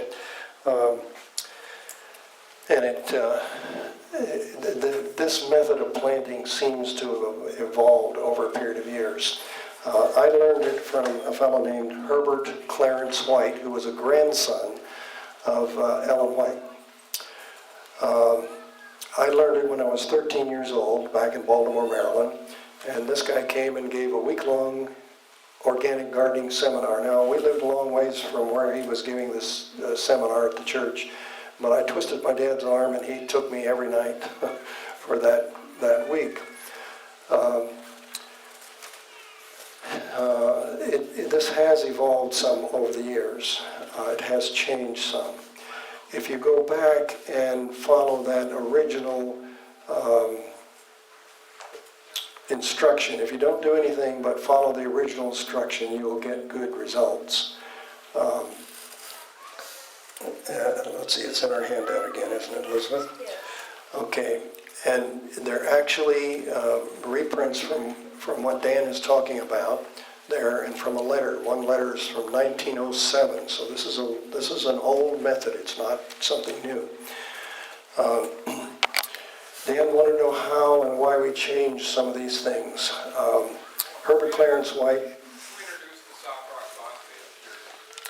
Oh, okay. First of all, there wasn't a product called soft rock phosphate back then, Dan.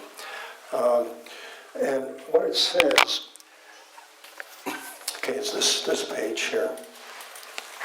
What it says, while in Australia, we adopted the plan of digging deep trenches and filling them in with dressing that would create good soil. This we did in the cultivation of tomatoes, oranges, lemons, peaches, and grapes.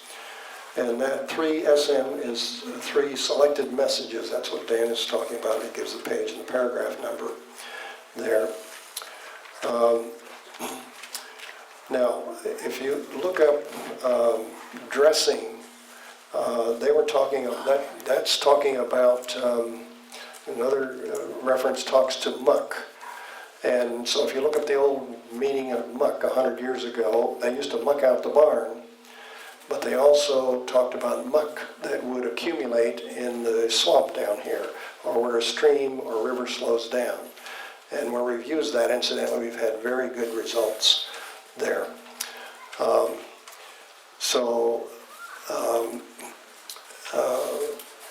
Some of these things were changed or added. There wasn't the product called soft rock phosphate. She did say things that would make rich soil. Okay, soft rock phosphate is bones and shells, and where we get most of this is from, or the stuff I like the best comes from around Lake Okeechobee, Florida. If you drive around that lake, you'll find that they have dikes around it so that it doesn't flood or contains the lake when they have hurricanes.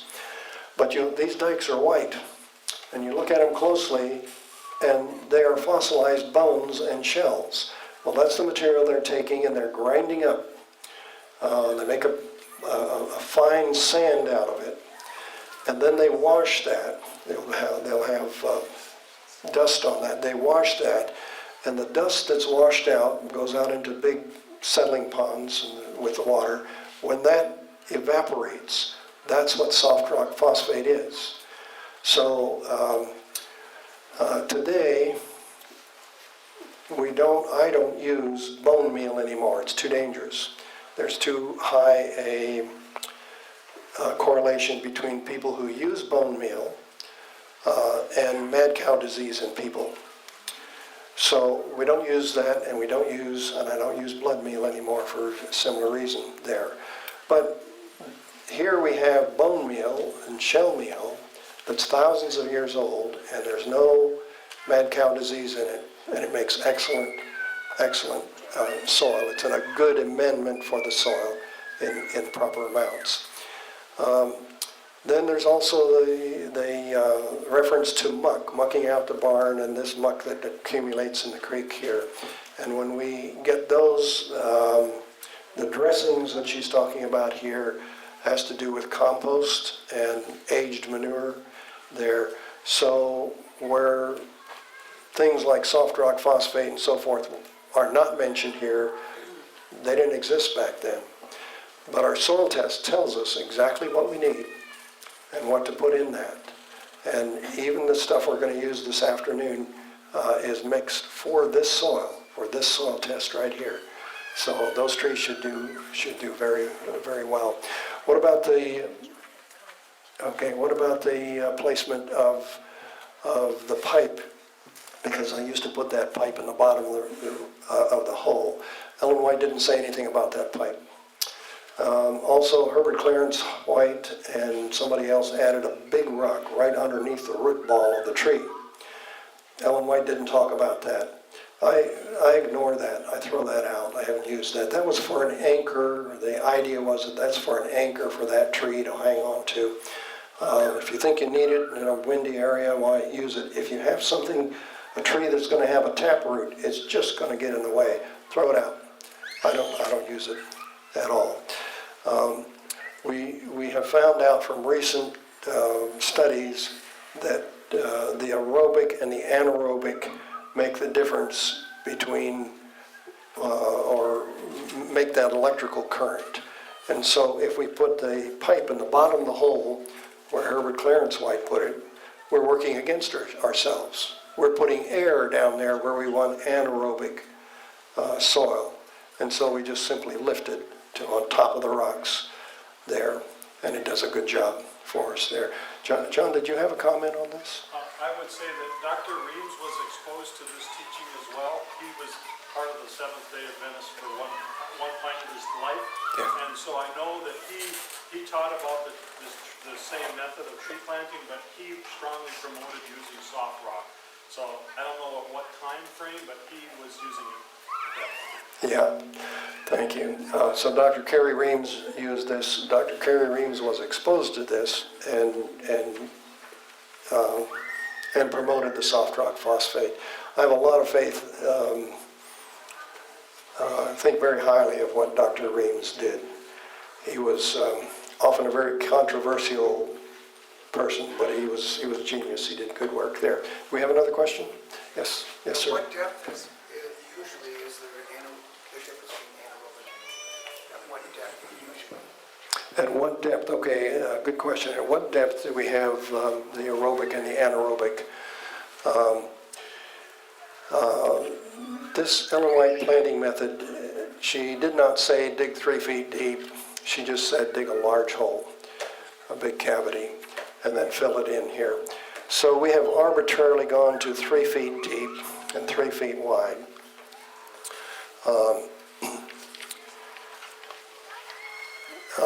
That means that we're dividing this into 3 equal parts. So the bottom 1/3 would be anaerobic, the middle would be kind of the barrier between the two, and the top would be aerobic, or everything from there up would be aerobic. There. Incidentally, when I went to Brazil and we planted these trees, I tried to get out of going down there. I said, hey, that's an expensive trip, and you don't need me to go down there. I can talk to you on the phone. We can, deal on the internet and so forth. But they insisted that I come, so I went. They wanted to know, well, how big should we dig these holes? And I said, well, everything's in meters down there. So I said, well, it's about a meter. Okay, about a meter wide and about a meter deep and so forth. I got there and we had these square holes, and they would dig and they would measure for that meter, and they wouldn't quit until we did that. Now, I want you to do the math here. Well, but if somebody says, well, I don't think I want to dig a 3-foot deep hole or 4-foot deep hole here, I think I'll just dig a 2-foot deep hole here. So if we have 2 feet by 2 feet, just a square there, that's 4 square feet on the surface. Now if we go 2 feet deep, how many cubic feet do we have? We've got 8 cubic feet, right? Okay. What happens if we do a 3-foot by 3-foot? Let's do the same thing. Let's just do a square because it's easier, okay? So 3 by 3, we've got 9 feet. 3 feet deep, what do we have? The cubic yard, but how many cubic feet? 27 cubic feet. So one place we had 8 cubic feet, now we've got 27 cubic feet. Let's go to 4 feet. 4 by 4, we've got 16. Another 4, what do we have? 64 cubic feet. Okay, so when you're planting, do the math. Do the math, okay? And use the fertilizer and the amount proportionately.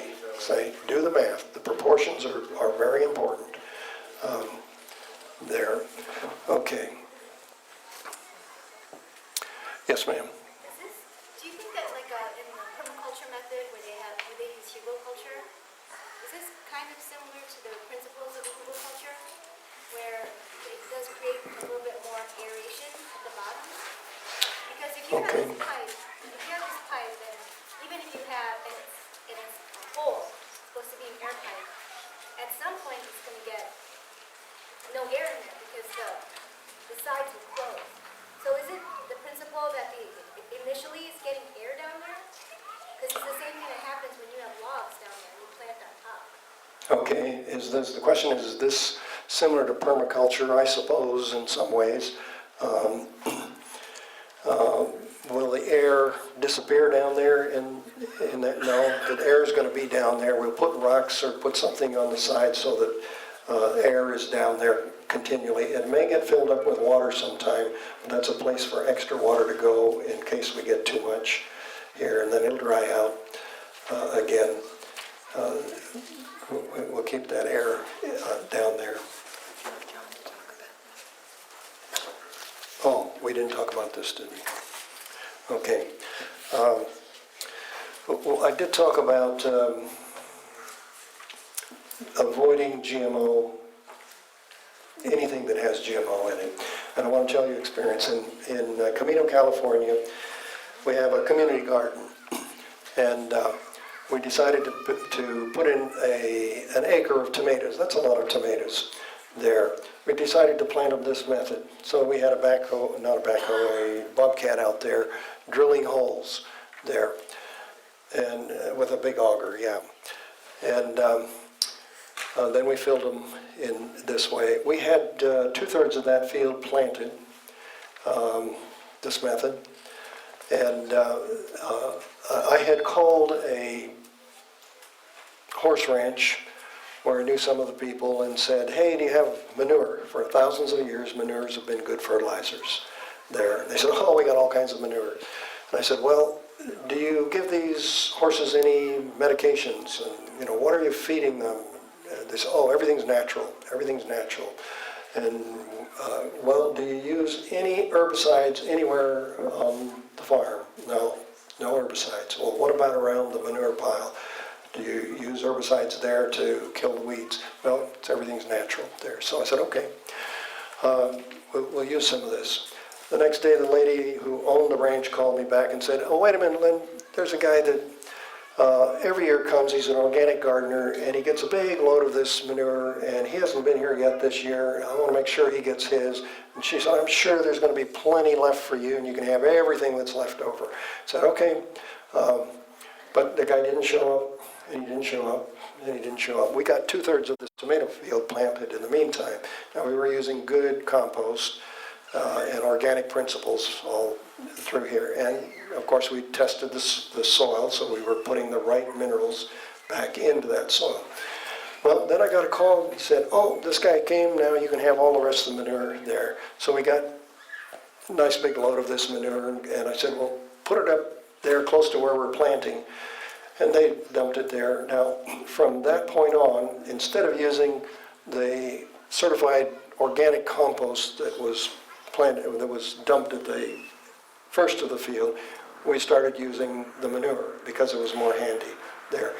Every single plant that got that manure failed. They grew, but that was the only difference. We were using the same plants from the same nursery, the same varieties, the same soil, the same fertilizers, the same water. Everything was the same, except that we had that manure. What happened is the plants grew, but they grew in weird shapes. Yes. And a few of these tomato plants, there were 3 of them. We had about 1,000 tomato plants in that field. A few of these tomato plants, 3 of them, got some of the certified compost and some of the horse manure there. And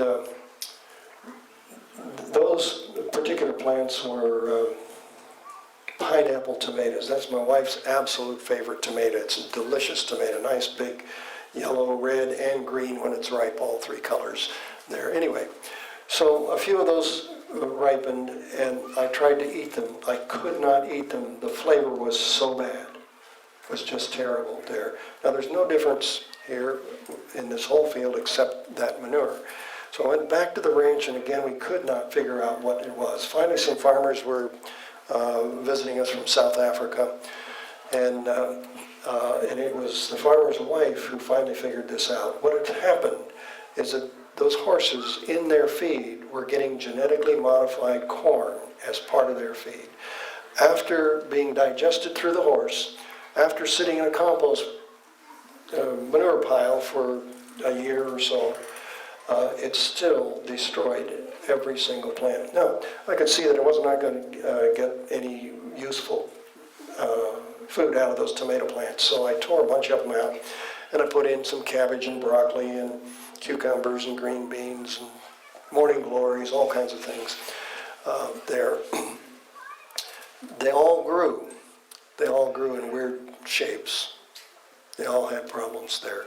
Now, this is the 3rd or the 4th year since that happened. 4th year since that happened. And a man who did not know what had happened in that end of the field came in and planted that part of the field there. And we still have a garden there, but our community garden didn't get started until this guy had taken the upper end of that field, which we weren't going to plant in anyway there. And surprisingly, the bad effects seem to be just about gone.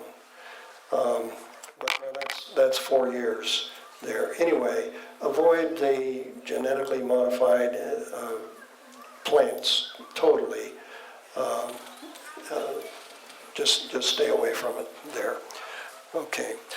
And I do want to talk about this. If you go to your handout, this page here, it says butternut squash nutrient dense analysis. And this should be printed on the front and the back. If you go to the back first, it'll have a number that says 53.1 on the right-hand corner there. Now, a couple of years ago, this was 2012, a couple of years ago, International Ag Lab had a little competition to see who could grow the best butternut squash there. And so this lady, her name is Lorraine Weldemere. Her address is Grantsville, Maryland. She actually lives in Pennsylvania. It's where Pennsylvania, Maryland, and West Virginia all come together in there. And anyway, so she would get a soil test each year and call me up, and I would mix the fertilizer and send it out. You'll see that, what we do here tomorrow.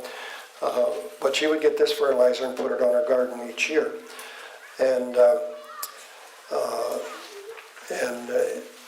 then when this squash competition happened, she decided to go to Walmart and to buy another butternut squash that looked identical to the one that she was submitting to International Ag Labs. So she sent both in. So this is called butternut squash, and you look in the right-hand corner there, it says Shirley Weldemere, and then it says Walmart behind her name there. And the nutrient density of this was 53.1. The Brix rating was 7.5, and you can read all of the other things in there. And then turn it over to the one that she grew in her own garden, and you'll see that it's just about double. The nutrient density is 105.6, and the Brix reading was at 14 there. That's what we want. That's why we do this. You could not tell the difference between these two squash by the looks of it. There, similar thing happened with some sweet potatoes. In Weimar, California, there's a place called Weimar Institute. They're a health institute. And it took me a while to convince them to use the ocean water salts in their garden. But they're doing that now. They're certified organic, and they are using the ocean water salts along with the other things that we need there. Now, their sweet potatoes look identical to ones you can buy in Walmart or wherever. You cannot tell the difference by looking at them. But I got some from Costco, and we got some from this Weimar Institute, sweet potatoes in a seminar like this. We cut them up, we Brixed them. The Brix reading was just about double on the Weimar sweet potatoes. And then we passed them samples out to people so they could eat, so they could taste it raw, and then we roasted it or baked it so you could eat it baked also. A huge difference in the flavor there. So you cannot see the difference, but you can taste the difference, and a real difference in your health and in your food there. Did I cover that? Okay. Are we? Yeah. Any other questions? Otherwise, we'll take a break. A question here. 3 by 3 approximate area. Okay, so the question is, when these trees get big enough that they're going beyond this area that we've dug out, do we still see a benefit? Well, of course, they've got a huge jump. Yes, so the answer to that is yes. Go back to Weimar Institute. They planted trees this way years ago, and they have some trees, these are apple trees mostly, some trees that were planted this Ellen White method and some that were not. They're just planted the regular method there. Some of those trees are not useful today because they are red delicious, and there's no market for red delicious apples there. So they've been tearing out some of these trees and replanting them. Everything they replant is the Ellen White method there. When they dig down, they didn't know which were planted the Ellen White method and which were not there. But when they dig down, of course, they quickly find out which is the Ellen White method because they'll come to this layer of rock down there. There's a significant difference in those trees, in the health of those trees, in the production of those trees. Their farm manager, Darren Greenfield, has shown me and has talked about that significant difference. So it lasts, it's quite a while there. Now the trees you saw from Brazil there, those were bigger holes, and we got incredible growth with those things. They have 12 months of growing season where we maybe have 6 months here where things can grow. So they have that advantage there. They do have a longer growing season there. But yes, if you make the hole bigger, you're going to get even better results with that. All right, I think we'll take a break, and then we're going to have a light supper after a while, but this will give us a chance to stretch our legs. Thank you.